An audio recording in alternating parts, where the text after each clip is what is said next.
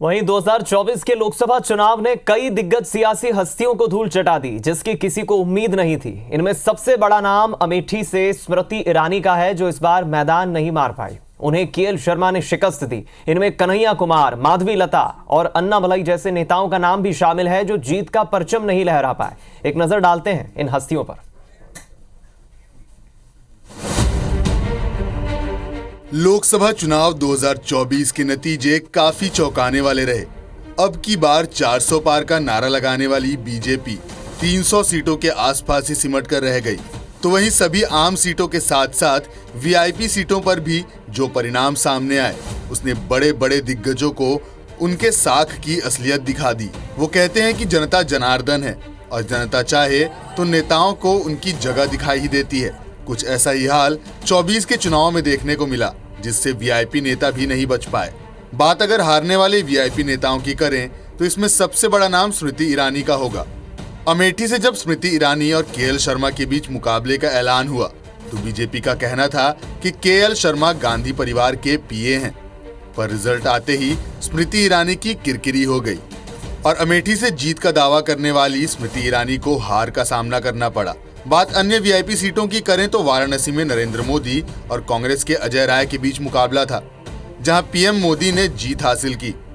Gandhinagar seat पर अमित शाह और सोनल पटेल के बीच मुकाबला था, जिसमें अमित शाह ने जीत दर्ज की। वायनाड की सीट पर बीजेपी के सुरेंद्रन और कांग्रेस से राहुल गांधी के बीच मुकाबला रहा, जिसमें राहुल गांधी ने जीत दर्ज की। रायबरेली में बीजेपी के दिनेश प्रताप सिंह और कांग्रेस के राहुल गांधी के बीच मुकाबला था, यहां भी राहुल गांधी ने जीत दर्ज की। हमीरपुर लोकसभा सीट पर बीजेपी के अनुराग ठाकुर और कांग्रेस के सतपाल रायजादा के बीच मुकाबला रहा, जिसमें अनुराग ठाकुर ने जीत दर्ज की। बात नागपुर सीट की करें तो यहां नितिन गडकरी और विकास ठाकरे आमने सामने थे, जिसमें नितिन गडकरी ने जीत दर्ज की। मथुरा सीट पर हेमा मालिनी और मुकेश धनगर के बीच मुकाबला रहा, यहां हेमा मालिनी जीती। मेरठ सीट पर अरुण गोविल और सुनीता वर्मा के बीच मुकाबला था, जहां अरुण गोविल जीते। कन्नौज सीट पर अखिलेश यादव और सुब्रत पाठक के बीच मुकाबला था, जहां अखिलेश यादव जीते। मैनपुरी सीट पर डिंपल यादव और जयवीर सिंह के बीच टक्कर देखने को मिला, जहां डिंपल यादव जीती। मंडी सीट पर कंगना रनौत और विक्रमादित्य सिंह के बीच मुकाबला था, जहां कंगना रनौत ने जीत दर्ज की। नॉर्थ ईस्ट दिल्ली की सीट पर टक्कर कन्हैया कुमार और मनोज तिवारी के बीच थी, जहां मनोज तिवारी जीते।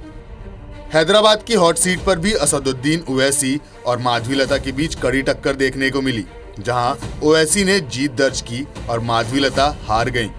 साउथ की कोयम्बटूर सीट भी हॉट सीट में शुमार थी, क्योंकि यहां से बीजेपी ने अपने स्टार परफॉर्मर के अन्नामलाई को मैदान में उतारा था।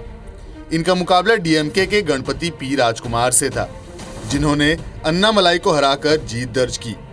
वहीं यूपी की फैजाबाद सीट यानी कि अयोध्या ने सबको सबसे ज्यादा चौंकाया। यहाँ बीजेपी ने राम मंदिर बनवाया और वहीं के लोगों ने बीजेपी को नकार दिया। यहाँ मुकाबला बीजेपी के लल्लू सिंह और समाजवादी पार्टी के अवधेश प्रसाद के बीच रहा, जहां बीजेपी के लल्लू सिंह को हार का सामना करना पड़ा। तो कुल मिलाकर आम सीटों के अलावा वीआईपी सीटों पर भी जो नतीजे सामने आए, उसने कहीं न कहीं उम्मीद के विपरीत सभी को चौंका दिया। Election desk, IBC 24।